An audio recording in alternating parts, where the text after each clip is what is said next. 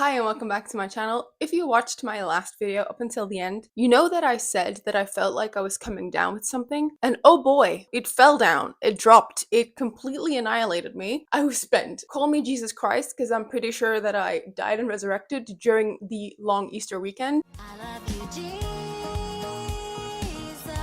I had the worst cold that I ever had in ages, so if I sound a bit congested in this video, that's why. In today's video, I wanted to share some of my favorite audiobooks. This was mainly inspired because recently I probably listened to the worst audiobook production that I've ever listened to in my entire life. It was a Dutch audiobook that I picked up on Storytel for a book club. That awful audiobook experience kind of made me appreciate the art of audiobooks, and also, in my opinion, certain stories just work better when you listen to them versus when you physically read the book. So I'm hereby sharing some of my favorite audiobooks, and hopefully you'll find your next favorite, or if you've never been into audiobooks, you'll find a good starter book to begin with. The first audiobook I wanted to mention is Thank You for Listening, written by Julia Whelan and also narrated by Julia Whelan. Thank You for Listening is an audiobook about an audiobook narrator, written by an audiobook narrator. If you know Julia Whelan, she's like a very big audiobook narrator in the space. I think she's done a couple for Taylor Jenkins Reid, which is also how I got to know of this book, because Taylor had posted about this book on her Instagram stories. And the title, Thank You for Listening, is kind of a reference to every single audiobook outro. Like, if you've listened to an audiobook before, every single narrator will thank you for listening at the end of it. So Thank You for Listening is about a woman who was a former Hollywood actress, but due to whatever circumstance, I'm not gonna spoil it because it is part of the book, she ends up becoming an audiobook narrator. She's primarily known for anything but romance. She used to do romance books, but she kind of got disillusioned by romance and love in general, so she was like, I'm not gonna do romance anymore. But at a certain point, she's being asked by this publisher to narrate a romance book from a late author who passed away, but this author really wanted her to perform the audiobook. So she's like, okay, I'll do it. I need to get in some extra cash for my grandmother because she's ill, so it's a good opportunity. This audiobook gig though also ends up being like a dual narration, so there's also a guy doing the guy's voice, and he's like the male god in the audiobook narrator space. He's famous for his romance books because he makes them so hot and feisty, and that is kind of where the story sets off. I loved this book as an audiobook because it's like super meta. It is an audiobook narrator, Julia Whelan,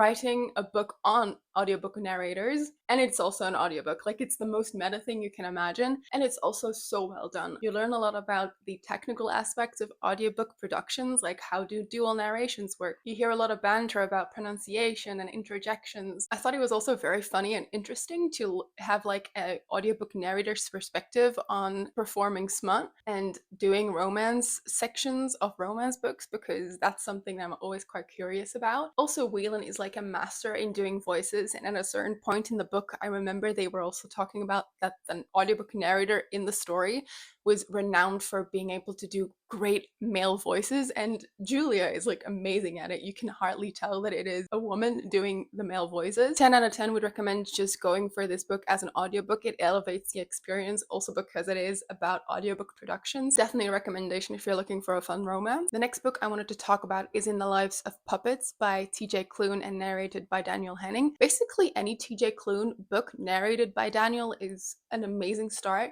but I particularly wanted to highlight this one because it's one of my personal favorites. It is basically a Pinocchio retelling, but with robots. So we follow this found family of an android fatherly inventor called Giovanni and his kind of adopted human son called Victor. There's also a nurse robot and a vacuum robot. They kind of live together very reclusively in the woods, but at some point they discover and salvage a robot called Hap, or at least that's the only way that they could identify this robot. He had 3 letters on him, H-A-P, Hap, so they just call him Hap from then on. But it turns out that this robot was programmed to hunt humans and murder humans, and obviously, like, Victor is still a human. Giovanni, the fatherly android robot, kind of has a sketchy past, or at least has a lot of secrets, and Hap unwittingly kind of alerts the higher-ups of Giovanni's whereabouts, and he eventually gets captured, and it's up to the remaining gang, so like Victor, the 2 robots, and Hap, to go rescue Victor. In my opinion, TJ Klune's books kind of remind me of Studio Ghibli films in the sense that they're very whimsical, they're very endearing, but they're also very quirky and very unique in terms of world building. And the reason why I think this works so well as an audiobook is because Daniel Henning, I don't know what he puts into his audiobooks, but he's able to narrate them kind of like you would a cartoon. And I mean that in a very good way. Like, he does all of the voices magnificently. He is able to capture every single character's essence through his voice. And I honestly cannot pick up a physical TJ Klune book anymore because Daniel just elevates the story so much with his narrations. The book has a lot of themes of technology versus humanity, but also nurture versus nature and the consequences of humans' interaction with the world, and how technology in the end is not always the best option. It has found family and there's a queer romance, so I don't see why you should not pick this up. Basically, any TJ Klune book narrated by Daniel is a great option. I also love The House in the Cerulean Sea. There's also the Wolf Song series that he does. They're just great, and I highly recommend them as an audiobook. The next one on my list is The Graveyard Book by Neil Gaiman, also narrated by Neil Gaiman. This book is about a kid called Nobody Owens, also known as Bod throughout the book. He sadly gets orphaned at a very young age because his entire family gets murdered by this unknown guy called Jack. Now, Bod is kind of blissfully unaware when this happens because he's so excited that the front door is finally open. So he wanders out of the house and ends up in this graveyard. Now, what ends up happening is that all of the ghosts and all of the supernatural creatures wandering around this graveyard are like, okay, this Jack that killed Bod's family is a psychopath. We need to protect Bod.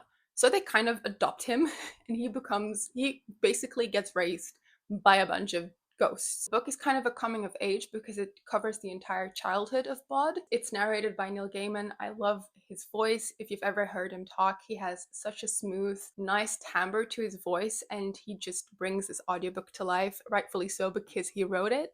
So definitely recommend it if you're looking for a quick but very enjoyable audiobook read. Next, I'm going to do like a classic, but in my opinion, it is an audiobook that you have to experience, which is The Hobbit by Tolkien and narrated by Andy Serkis. If you've been living under a rock and don't know what The Hobbit is about, The Hobbit is a book about this kind of unwilling hero called Bilbo Baggins. He's a hobbit and he kind of lives very reclusively. He's never really been out very much until the wizard Gandalf just kind of bursts into his house and he's like, dude, there's this group of dwarves that really need your help. Could you like join them on this adventure and help them retrieve the treasure? And you might, meet Benedict Cumberbatch on the way. I know the smell and taste of dwarf. So he kind of gets forced on this quest to go retrieve a treasure that is guarded by a dragon called Smaug. It's considered a children's book, so the language isn't that difficult. The reason why I'm specifically praising the audiobook is because when I was initially listening to this one, I was like, this audiobook narrator